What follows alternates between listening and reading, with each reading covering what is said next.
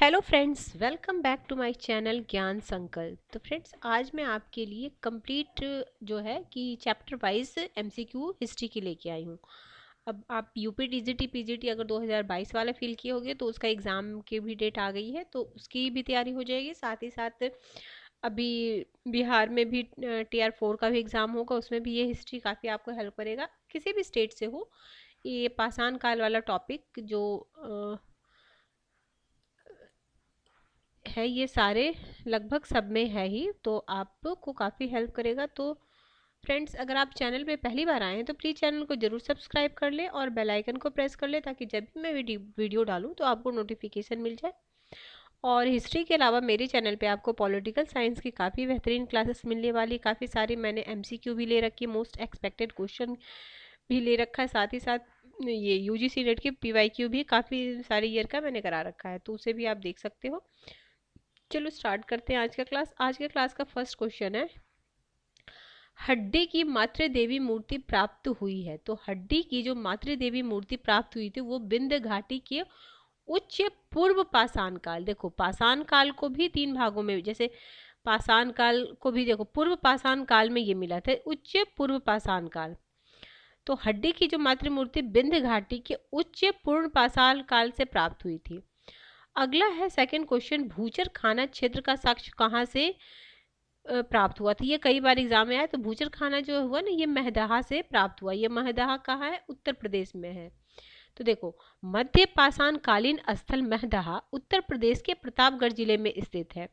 बड़ी मात्रा में हड्डी एवं सिंह निर्मित उपकरण प्राप्त हुए हैं। GR शर्मा ने महदहा में 3 क्षेत्रों का उल्लेख किया, जो झील क्षेत्र, भूचर खाना, संकुलन क्षेत्र एवं कब्रिस्तान निवास क्षेत्र में बांटा था। भूचर खाना संकुलन क्षेत्र से ही हड्डी एवं सिंह निर्मित उपकरण एवं आभूषण बड़े पैमाने पर पाए गए थे। आगे कुछ थर्ड क्वेश्चन है, तोबा ज्वालामुखी राख सर्वप्रथम प्राप्त हुई है। जो तोबा ज्वालामुखी राख है, सर्वप्रथम कहाँ प्राप्त हुई? तो सोन घाटी में हुई है। तो तोबा ज्वालामुखी राख भारतीय उपमहाद्वीप में सर्वप्रथम विंध्य सोन घाटी में प्राप्त के मध्य सोन घाटी में प्राप्त हुई है। तोबा ज्वालामुखी विस्फोट उत्तरी सुमात्रा में हुआ था। इसने दक्षिण और दक्षिण पूर्वी एशिया के 4 करोड़ वर्ग किलोमीटर क्षेत्र को आच्छादित किया था। अगला क्वेश्चन नंबर 4 है, गंगा घाटी की नरहर संस्कृति संबंधित है। तो गंगा घाटी की जो नरहर संस्कृति थी वो तुम्हारा ताम्रपाषाणिक थी। ठीक है। नेक्स्ट है, देखो, पूर्वी उत्तर प्रदेश की खैराडी नरहर में ताम्रपाषाण कालीन स्थल मिले हैं। घाघर नदी के किनारे बसे नरहर गोरखपुर जिला, जो भी आधुनिक का गोरखपुर जिला के प्राचीन स्थल की खुदाई में 5 स्तरीय संस्कृति का पता चला है। नरहर संस्कृति के रूप में प्रसिद्ध यह स्थल आरंभिक जीवन वृत्ति को दर्शाता है। इस स्थल की खुदाई में छत को सहारा देने के लिए जमीन में खंभे का छिद्र, जले तिनके के निशान मिले हैं, जो क्रमिक तल्ले चूल्हे, 2 हाथों वाली सिगड़ी और भंडार भी पाए गए हैं। क्वेश्चन नंबर 5 है, अधोलिखित संस्कृति में कौन पाषाण युगीन संस्कृति नहीं है? यानी जो 3 इसमें ऑप्शन दिया वो पाषाण युगीन संस्कृति है और एक नहीं होगी। ऑप्शन है सोहन संस्कृति, सोथी संस्कृति, मद्रासियन संस्कृति और विंध्यन संस्कृति। तो जो सोथी संस्कृति है वो पाषाण कालीन नहीं है, बाकी सोहन, मद्रासियन और विंध्यन संस्कृति जो पाषाणिक संस्कृति है। तो राजस्थान के बीकानेर जिले के सोथी नामक स्थल पर सोथी संस्कृति का आविर्भाव हुआ है। इस स्थल पर प्राक हड़प्पा कालीन मृत भांड अवशेष खुदाई के दौरान प्राप्त हुए हैं। ऑल्विन अग्रवाल और अमलानंद घोष इस संस्कृति को सिंधु सभ्यता की आरंभिक सभ्यता मानते हैं। सोहन संस्कृति, मद्रासी संस्कृति और विंध्य संस्कृति पाषाण युगीन संस्कृति है, जो पाषाण युग में विभिन्न स्थलों पर विद्यमान थे। अगला महापाषाण संस्कृति संबंधी है, तो ये है आपका लोहा। महापाषाण संस्कृति संबंधित है लोहा से। महापाषाण संस्कृति का संबंध लौह काल से है। लौह काल का निर्धारण सामान्यतः 1000 से 600 ईसा पूर्व के मध्य किया जाता है। लोहे का प्रारंभिक साक्ष्य अतरंजी खेरा में देखने को मिला। ये कई बार एग्जाम में आए हुए। लोहे का जो पहला मतलब साक्ष्य जो प्राप्त हुआ अतरंजी खेरा में मिला है। अधोलिखित में से कौन मध्य सोन घाटी का प्राचीनतम भूतात्विक जमाव है? तो यह है सिहवाल। Option C सिहवाल। देखो, मध्य सोन घाटी का प्राचीनतम से नवीनतम भूतात्विक जमाव क्रमशः इस प्रकार है। सिहवाल जमाव, सुनतेली जमाव, पटपरा जमाव, बाघौर जमाव और खैतौनी जमाव। अगला है लघु पाषाण उपकरण अधोलिखित किस संस्कृति के उद्योग प्रमुख उद्योग हैं? लघु पाषाण उपकरण, तो ये तुम्हारा मध्य पाषाणिक संस्कृति, पाषाणकालीन संस्कृति की है। देखो, लघु पाषाण उपकरण मध्य पाषाणिक संस्कृति की विशेषता है। भारत में मध्य पाषाण काल के समय जानकारी प्राप्त 1867 में हुई, जबकि C.L. कार्लाइल ने विंध्य क्षेत्र से लघु पाषाणोपकरण खोज निकालने। मध्य पाषाण काल के उपकरण आकार में अत्यधिक छोटे एवं लगभग आधे इंच से लेकर पौने इंच के बराबर हैं। इनमें कुंठित तथा टेढ़े ब्लेड, छिद्रक, स्क्रैपर, ब्लूरीन, भेदक, चंद्रिक आदि प्रमुख है। मध्य पुरापाषाण काल के उपकरण में फलकों की प्रधानता है, इसलिए मध्य पुरापाषाण काल को फलक संस्कृति की संज्ञा दी गई है। ठीक है, फलक संस्कृति की संज्ञा दी गई है। अगला 1863 में रॉबर्ट ब्रूसफुट को हस्त कुठार मिला था, तो उनको पल्लवरम में मिला था। ऑप्शन सी पल्लवरम में मिला था। अगला है भारत में सर्वप्रथम पूर्व पाषाण कालीन उपकरण रॉबर्ट ब्रूसफुट को मिला था, तो ये मिला था 1863।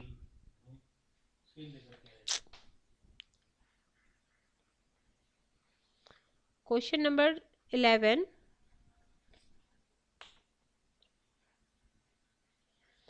हस्त कुठार उपकरण निम्नलिखित में से किस विधि का उपकरण था?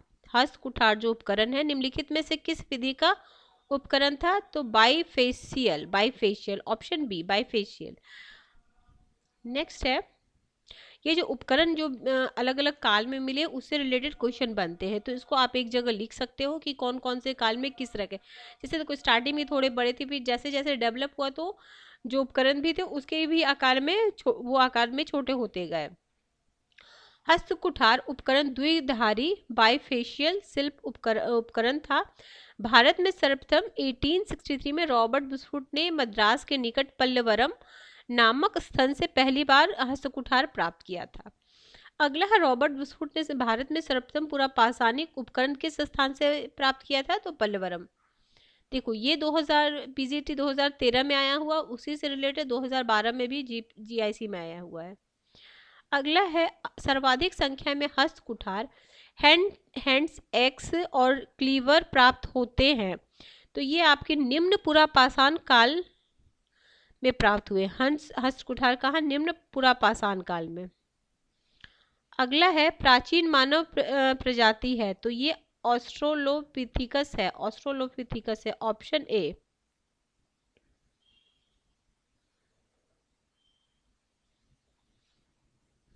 आधुनिक मानव होमोसेपियंस संबंध है, तो किससे? ब्लेड से है होमोसेपियंस। ठीक है, आधुनिक मानव होमोसेपियंस का संबंध ब्लेड औजार से है। ब्लेड का किनारा धार होता है तथा उसका उपयोग पेड़ की छाल या जानवरों की छाल उतारने के लिए किया जाता था। आगे, भारत में नवपाषाण काल का निम्नलिखित में से कौन सा स्थान था जहाँ पे बड़ी संख्या में हड्डी के औजार प्राप्त हुए थे। तो चिरांद में हुए थे, चिरांद। तो बिहार के सारण जिले में चिरांद नामक नवपाषाण कालीन पुरास्थल से प्रचुर मात्रा में हड्डी के उपकरण पाए गए, जो मुख्य रूप से हिरण के सींगों के हैं। 1962 से 63 प्रोफेसर बी के सिन्हा ने इसका उत्खनन करवाया था। अब देखो, चिरांद के लोग अपने निवास के लिए बांस और बल्ली की झोपड़ियां बना कर रहते थे। कर्नाटक में स्थित प्रमुख नवपाषाण कालीन मास्की, ब्रह्मगिरी, संगन, कुल्लूर, हल्लूर, कोडे तो ये थे। ठीक है, आंध्र प्रदेश के प्रमुख क्या क्या स्थान था? तो नागार्जुन कोंड था, उतनूर था, फलवाये था, संगपल्ली था। नेक्स्ट है, नेक्स्ट क्वेश्चन है, निम्नलिखित नवपाषाण स्थल से पशु बाड़े का प्रमाण मिला। तो पशु बाड़े का महगढ़ा नहीं, महदहा। देखो, महगढ़ा नवपाषाण काल का पुरास्थल, ये उत्तर प्रदेश के इलाहाबाद जिले की मेजा तहसील में है। इस पुरास्थल की खोज 1975 से 76 में हुई थी। GR शर्मा के निर्देशन में उत्खनन कार्य कराया गया। यहाँ से पशु बाड़े, डोरी छाप, मिट्टी के बर्तन, गोलाकार एवं अंडाकार झोपड़ियों के साक्ष्य प्राप्त हुए थे। अगला है, ब्लेड ब्यूरीन प्रकार के उपकरण निम्नलिखित में से किस परंपरा के परिचायक है? ब्लेड ब्यूरी, तो ये तुम्हारे उच्च पुरापाषाण काल के हैं। तो ब्लेड ब्यूरी प्रकार के उपकरण उच्च पुरापाषाण काल से संबंधित है। अन्य महत्वपूर्ण तथ्य क्या है? मध्य पुरापाषाण काल में जेस्पर, चार्ट, फ्लिक्ट आदि के पत्थर के प्रयुक्त होते थे। इस समय मुख्य रूप से औजार खुरचनी, वेदनी और फलक आदि थे। मध्य पाषाण काल के औजार छोटे पत्थर से बने हुए होते थे। इनको माइक्रोलिथिक या सूक्ष्म पाषाण कहा जाता था। नवपाषाण युग के प्रथम प्रस्तर उपकरण उत्तर प्रदेश के टोंस नदी में सर्वप्रथम 1860 में लेनमेसूरियंस से प्राप्त हुआ था। इस युग के मुख्य औजार स्क्रैपर, ब्लेड्स, कुल्हाड़ी आदि थे। ब्लेड और ब्यूरीन चारित्रिक उपकरण है, किस काल के हैं? तो उच्च पुरापाषाण काल के। ऑप्शन बी, उच्च पुरापाषाण काल के। क्वेश्चन नंबर 20, खाद्य उत्पादन परक अर्थव्यवस्था संबंधित है। तो यह है नवपाषाण काल से। आगे है, आभूषण से युक्त मध्य पाषाण मानव समाधि प्राप्त हुई है। तो आभूषण से महदहा से प्राप्त हुई है। ये उत्तर प्रदेश के प्रतापगढ़ जिले में स्थित महदहा। मध्य पाषाणिक स्थल चोपनी मांडो स्थित है। तो चोपनी मांडो, इसमें से कुछ देखो, चोपनी मांडो इलाहाबाद जो प्रयागराज जिले के मेजा तहसील में बूढ़ी बेलन के किनारे है। बूढ़ी बेलन नदी है, बूढ़ी बेलन के किनारे स्थित है। यह मध्य पाषाण कालीन स्थल है। इस पुरास्थल की खुदाई 1962 से 1980 के बीच कराई गई थी। यहाँ से बहुसंख्यक पाषाण उपकरण, पेबुल आदि मिलते हैं। उपकरण के अतिरिक्त यहाँ से झोपड़ियों के भी प्रमाण मिले हैं। चोपनी मांडो पुरास्थल लगभग 15,000 वर्ग किलोमीटर क्षेत्र में विस्तृत है। प्रश्न में विकल्प बी क्या है? प्रताप इलाहाबाद के कैरोल तहसील की बूढ़ी बेलन। अच्छा, ये गलत दिया। चौपी मांडो को कैरावल तहसील में दर्शाया गया है, जो कि असत्य है। ठीक है, चौपी मांडो मेजा तहसील में। यहाँ पे देखो, मेजा देता तो इलाहाबाद में, कैरोल नहीं, मेजा तहसील। ठीक है, चौपी मांडो इलाहाबाद जिले के मेजा तहसील में है, तो ये नहीं होता, यहाँ पे मेजा तहसील होता तो सही आंसर होता। नेक्स्ट है, भारतीय प्रागैतिहास के जनक किसे बोलते हैं? तो रॉबर्ट ब्रूसफुट को बोलते हैं भारतीय प्रागैतिहासिक काल के जनक। नेक्स्ट क्वेश्चन है 24 है, इनमें से किन्हें भारत के प्राग ऐतिहासिक के अध्ययन को आरंभ करने का श्रेय दिया गया? तो रॉबर्ट ब्रूसफुट को दिया गया। Option B. किस भारतीय प्राग ऐतिहासिक का जनक कहा जाता है? तो ये कहा जाता है, वही ब्रूसफुट को कहा जाता है। उत्खननीय प्रमाणों के अनुसार पशुपालन का प्रारंभ हुआ था, तो ये हुआ था मध्य पाषाण और नवपाषाण काल में। Option D. निम्नलिखित में से प्राक हड़प्पा संस्कृति कौन सी है? तो ये है आपका कुल्ली संस्कृति। नेक्स्ट है आपका 28 क्वेश्चन। तिथि क्रमानुसार निम्न को व्यवस्थित कीजिए। पुरापाषाण युग, ताम्र युग, मध्यपाषाण युग, नवपाषाण युग। तो सबसे पुरापाषाण है, फिर मध्यपाषाण है, फिर आपका नवपाषाण है, फिर ताम्र युग है। फिर यहाँ भी कालक्रम में लगाइए। लौह युग है, कांस्य युग है, पूर्व पाषाण युग है, नवपाषाण युग है। तो सबसे पहले हम थर्ड को आगे करेंगे, तो ये दोनों तो ऐसे ही हम एलिमिनेट कर देते। तो देखो पूर्व पाषाण के बाद आपका हो जाएगा नवपाषाण हो जाएगा, नवपाषाण के बाद कांस्य युगीन होगा, उसके बाद लौह युग होगा। लौह जो युग है ना वो आपका उत्तर वैदिक, वैदिक काल में भी लोहे की खोज नहीं हुई। सबसे पहले तांबा हुआ, फिर कांस्य युगीन हुआ। जब हड़प्पा संस्कृति आई तो जब टीन और तांबे को मिला के कांसा धातु बनाया गया, और जब उत्तर वैदिक काल है तब आपका लोहे का खोज हुआ। तो खोज के क्रम में जो लोहा होगा वो थर्ड पोजीशन पे होगा। परिष्कृत औजार का युग माना जाता है। परिष्कृत औजार का युग उच्च पुरापाषाण युग माना जाता है। Option B. पुरापाषाण युग का प्रमुख औजार क्या था? तो पुरापाषाण का प्रमुख औजार हस्त कुठार था, हस्त कुठार था। Next question.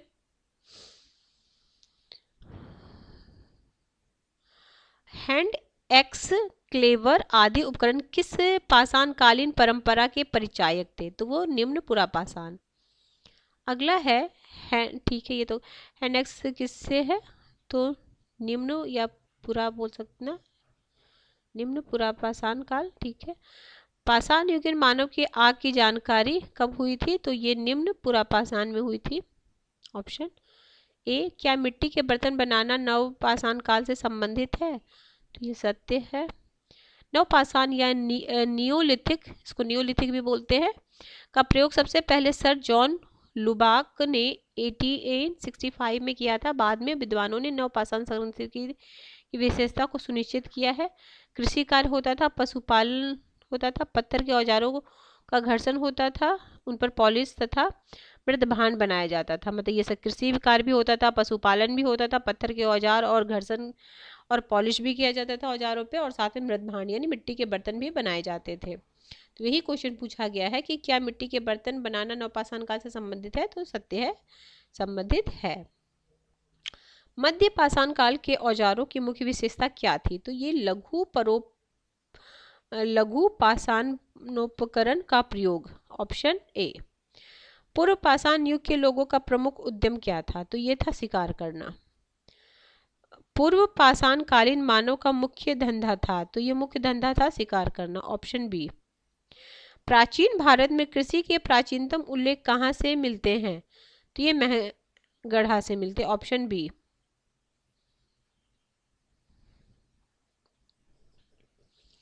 आगे है चावल का प्राचीनतम प्रमाण पाया जाता है, तो उत्तर प्रदेश में। चावल का प्राचीनतम उत्तर प्रदेश में। भारतीय उपमहाद्वीप में धान की खेती का प्राचीनतम पुरातात्विक साक्ष्य प्राप्त हुआ, तो ये उत्तर प्रदेश के कोल्डिहवा में।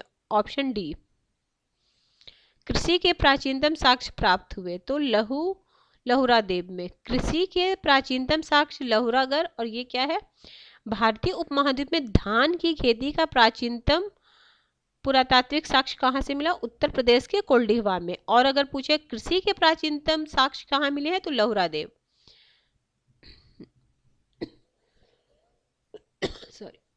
किस नवपाषाणिक स्थल से धान की खेती का प्राचीनतम साक्ष्य मिला? लहुरा देव। देखो यहाँ बोले ना प्राचीनतम कृषि, अच्छा धान की भी यहाँ से, और धान की खेती का प्राचीनतम पूरा साक्ष्य प्राप्त हुआ। अच्छा दोनों में, कोल्डिहवा में तो इसमें यहाँ वो नहीं था ना, ऑप्शन में क्या नहीं था? लहुरादेव नहीं था, इसीलिए कोल्डिहवा भी है और लहुरादेव भी है।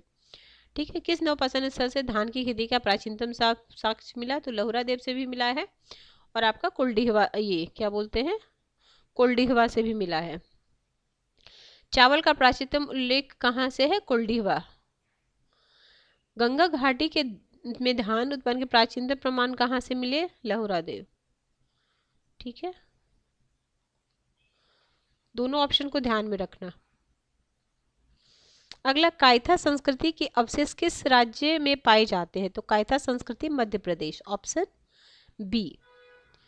आगे है ताम्र पाषाणिक कायथा संस्कृति की खोज की, तो किसने की थी? BS वाकन करने के द्वारा किया गया था, ऑप्शन बी।